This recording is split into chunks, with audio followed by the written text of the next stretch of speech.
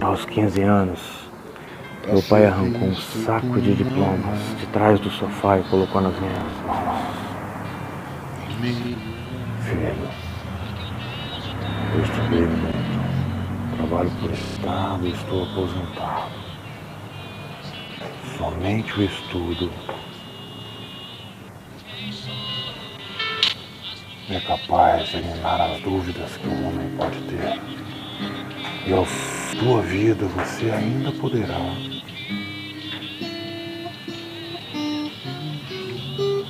obter recompensa por anos de serviço prestado. Se vai embora,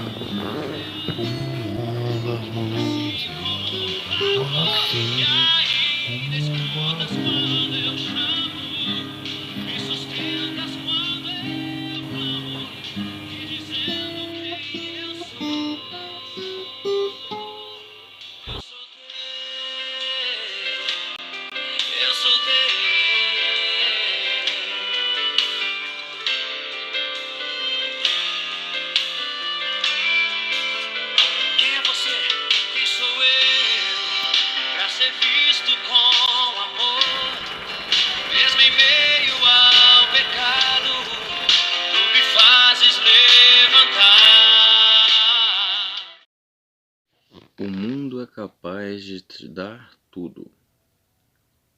Em qualquer direção que busque, você terá opções e oportunidades para o sim ou para o não. Quanto mais dúvidas te aparecerem ou te apresentar a vida, poderá contar com mais opções que têm a digna vontade e função de te confundir ainda mais. Ninguém é sábio. Ninguém é muito de algo ou pouco o suficiente para ser considerado nada. Razões são a liga que une indivíduos e capacidade é o quanto se dedica. Capítulo 16. Descendo a rodovia de acesso à entrada principal de sua cidade natal, Kevin Jr. sente logo a nostalgia de estar em casa. Dentro de seu i30 insulfilmado, um pouco mais que a lei permitiria para os vidros de carros particulares, garantiriam a privacidade de quem não gostaria de ser visto em nenhum local, em nenhuma hipótese. Contornar a rotatória, formada pelo conjunto composto de praças e muito verde, seria capaz de ilustrar a saudade que aquelas terras deixavam na vida do jovem aventureiro. Demais para seu tempo. Nunca erra quem investe em terras, diria seu pai. O senador Kevin Marino havia rompido há anos, mas ainda conseguia lembrar do tom grave produzido pela voz do pai. Inconfundível. Se o senador, ao menos em seus menores pensamentos, sonhasse que o filho entrava com tanta frequência naquela pequena cidade, certamente a fecharia para prendê-lo. Kevin Jr. não tinha planos de passar por ali desta vez. Rumo a outros horizontes se viu obrigado, visto que pela mensagem recebida, certamente precisariam de veículos bons e confiáveis para alguma missão que estava por surgir. E em nenhum lugar encontrariam isso rápido e sem perguntas como em sua loja preferida. Até porque o i30 aparentava ser um pouco mais do que esperava e não estava disposto a dispensá-lo tão rápido. Está cada vez mais difícil comprar carros bons nesse país. E este é um problema que só é reconhecido por quem o tem. Na vida em que levamos, somos obrigados a não nos apegar a uma casa ou a qualquer veículo que seja. Imagine um carro nos deixando à beira de uma estrada, ou pior ainda, de procedência duvidosa. Por dilemas assim, não gosto de carros novos, mas gosto de carros bons. Bom dia. Gostaria de falar com o proprietário mesmo, por favor. Bom dia, senhor. Posso ajudá-lo? Se precisar, pois o senhor Augusto não está na empresa no momento. Ele já espera por mim. Diga a ele que é um irmão. Compreendo. Aguarde um instante, por favor. A passos largos, sob a escada lateral do galpão, o educado vendedor, um simples atendente talvez, olha em volta e vê a bem montada estrutura de Augusto César. Rapidamente me transporto ao passado, quando jovem apaixonado por carros e bom negociante de 25 anos atrás, não poderia deixar dúvidas de seu futuro promissor. Sempre achava-se o que procurava com Augusto, desde clássicos a prêmios bem documentados ou não, tudo tem seu preço, dizia ele. E entre os irmãos havia se tornado uma lenda. Certa vez, houve um roubo de milhões a um banco interiorano e o exército fechou toda a região na fuga. Entre o milharal e canaviais, tive que abandonar 2 veículos. Ninguém foi preso na ocasião. No rastreio dos proprietários anteriores entre Reais e Laranja, muitos ex-donos. Apenas um interessou as forças de investigação. Augusto César. Foi preso imediatamente. Muito se especulou sobre os segredos guardados por aquele homem, um arquivo morto para muitos. Eu, por conhecê-lo desde a infância, apenas senti falta de sua loja, que não seria a mesma sem ele, ou mesmo se chegaria ao fim o seu império dos automóveis. 5 anos e 3 meses depois, nasce o irmão do carro. Livre novamente, muito respeitado por sua conduta perante o sistema, com uma mente de progresso e não violento, trouxe uma matemática visionária ao lado empresarial da Irmandade.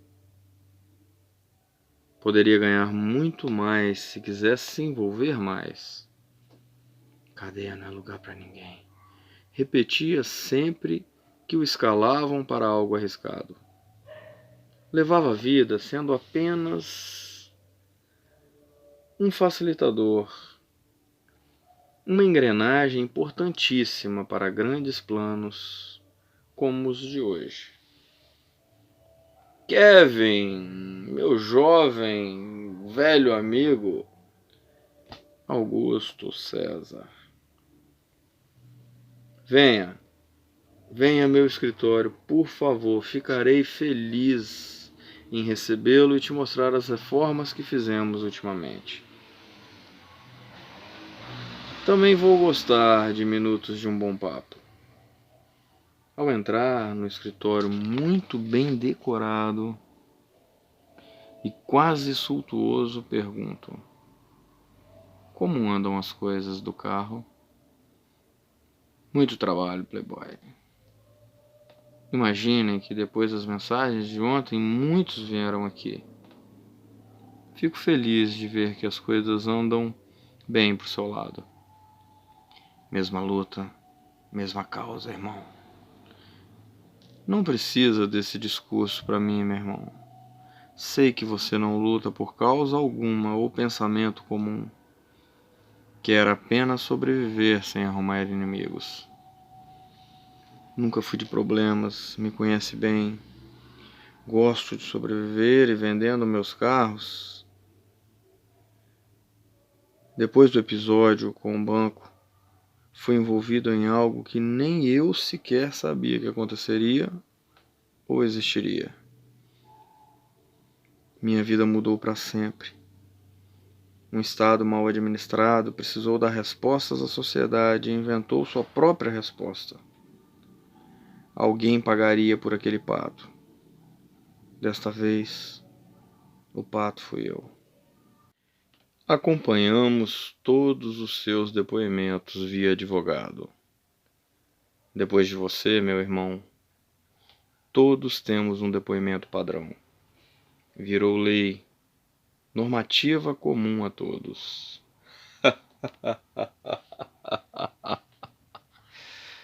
Me reservo o direito de ficar calado.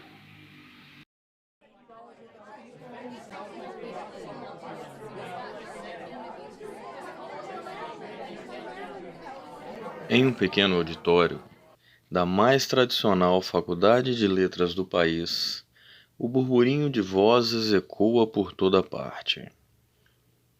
Enquanto se prepara para assumir suas obrigações com o contratante, Marcos Soares, de olhos fechados, sentado em uma confortável cadeira estilo poltrona vitoriana, tenta relaxar um pouco, com pouco tempo que ainda lhe resta, antes de cruzar a porta que o separa daquela aconchegante sala de um público voraz que o espera. Como um gladiador pronto para ser jogado aos leões, disse seu pensamento. Desde que aceitou cumprir a agenda imposta por seu editor José, vinha se esforçando, e é verdade, mas cada apresentação deixaria uma nova cicatriz.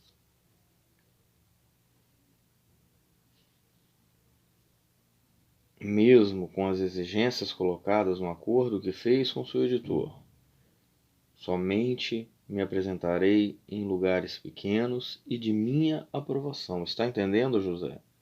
De minha aprovação. Somente responderei a perguntas que não me agridam. E principalmente, nada de jornalistas. Ah, por quê? Nada de jornalistas, entendeu? Sem entrevistas. Por quê?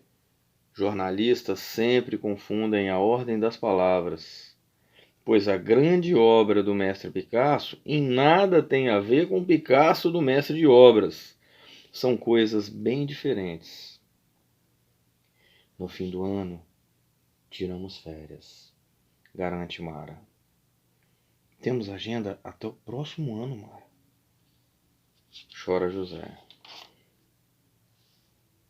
Quero andar nas ruas, diz Marcos. Estou mais preso do que nunca. Não fale assim, cara. Temos um mar de possibilidades, não entendo você. Nunca consigo. Você não queria que as pessoas conhecessem os seus pensamentos, seus textos? Se quiser andar nas ruas, asfalto toda aquela fazenda para você. Não ouse mexer no meu quintal, está entendendo, José? Rebate Mara. As palavras do editor. O que quer da vida, José? Como assim? O que te falta? O que busca? Sei lá, por que da pergunta? Já leu a Bíblia? Claro. Leio um provérbio por dia. Tem 31, sabia? Sim, cada um deles. Quando o cego encontrou o que buscava, encontrar aquele que todos chamavam de Messias, o homem o encarou e perguntou de forma direta, sem meias palavras: o que queres que eu te faça? Entenda o mistério do texto. O cego teve muito trabalho para encontrar aquele que mudaria sua vida para todo sempre. E o homem, mesmo reconhecendo-o como cego, fez questão de perguntar: o que queres que eu te faça? Por acaso não percebeu que o homem queria enxergar? Pergunto eu. Não sei. Li muito em toda a minha vida e não creio muito em religiões, Marcos. O conhecimento nos afasta de crenças. É nisso que acredito. Essa pergunta não é sobre religião, meu nobre editor. Sim, sobre interpretação de texto. Onde quer chegar? É preciso saber pedir. Nem sempre que enxergamos à nossa frente a verdade dos fatos. Neste texto em questão, o cego, como esperado, pediu a visão. O homem que supostamente faria milagres esfregou seus olhos com uma lama feita de cuspe e passou uma missão: lave os olhos em um certo lugar específico.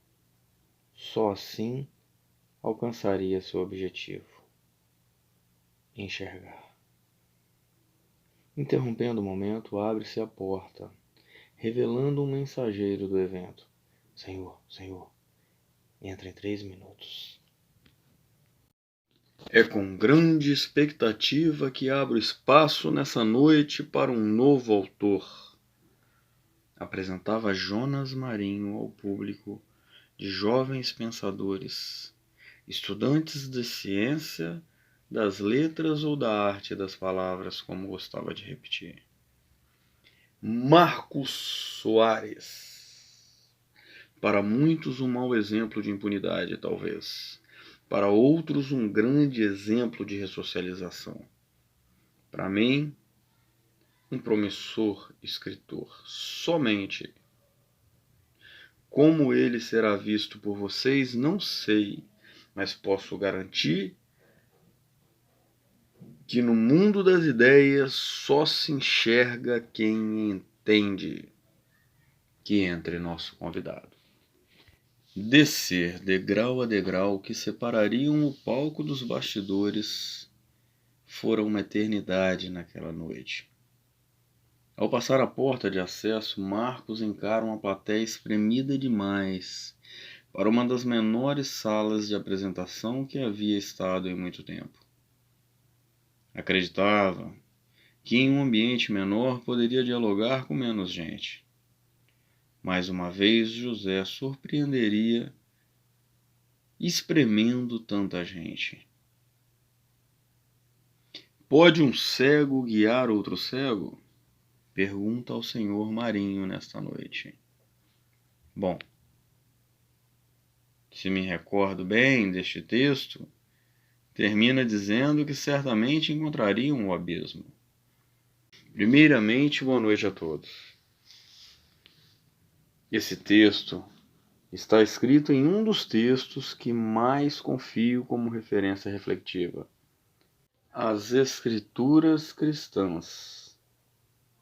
Ao ouvir da boca de Marcos as palavras Escrituras cristãs, Marinho automaticamente percebeu suas pupilas dilatarem. Não gostava daquele homem. Fato.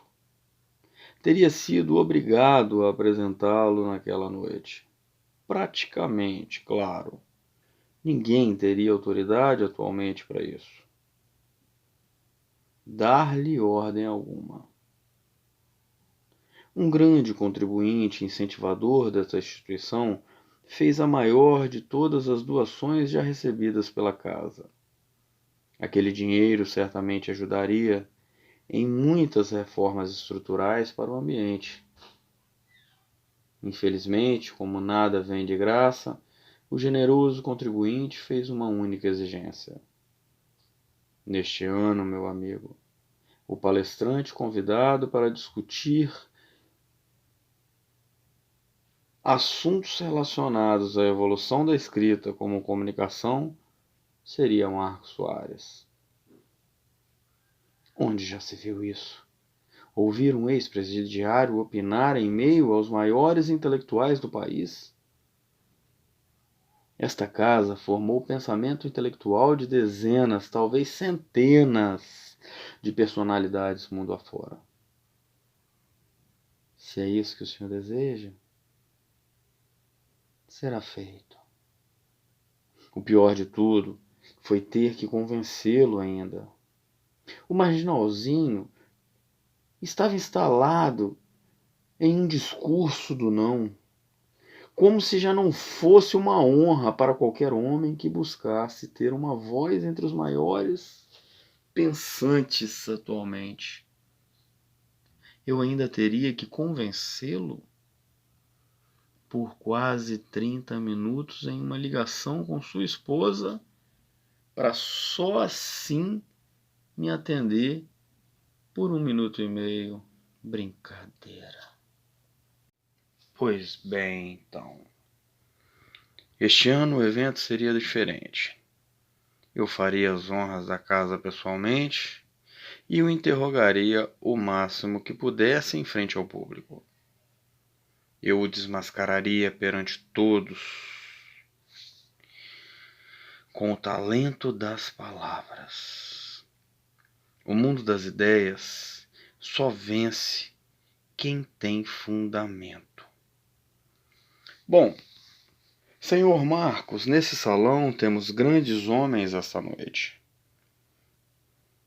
Pessoas que se escoram em um pensamento comum.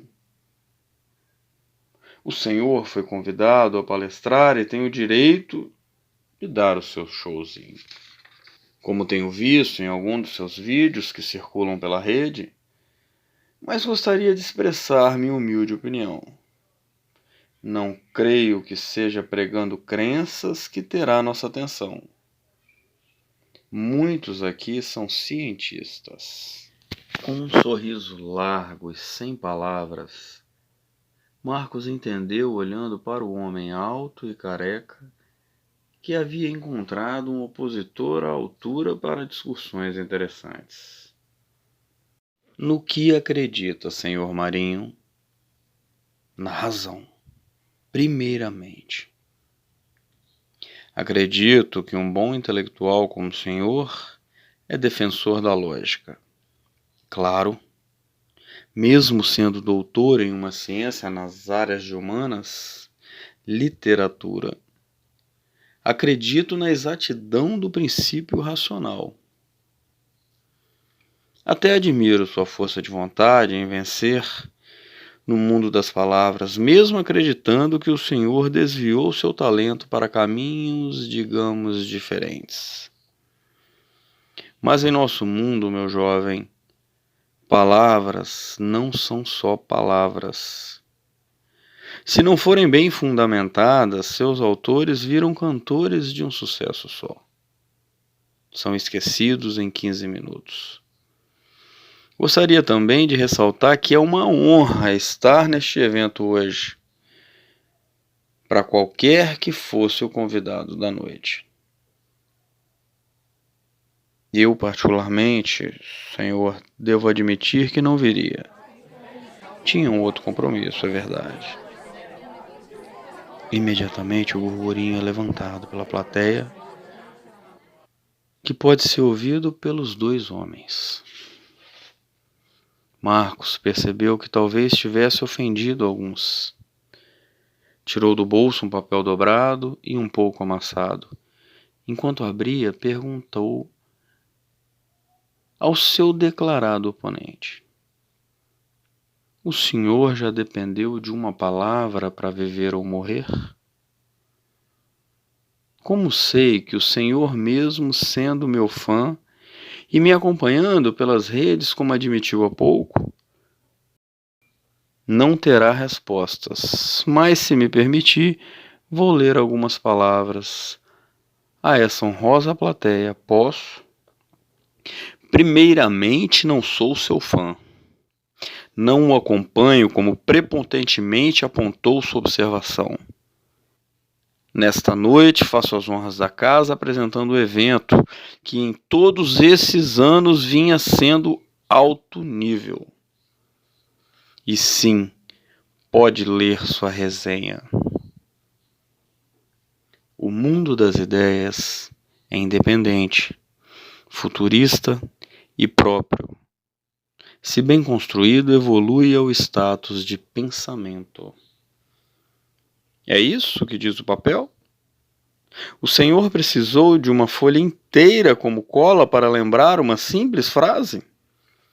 Não. O papel está em branco. Apenas queria sua atenção para o senhor parar de falar um pouco enquanto me julga. Toda a plateia se perde em risos, menos o apresentador da noite.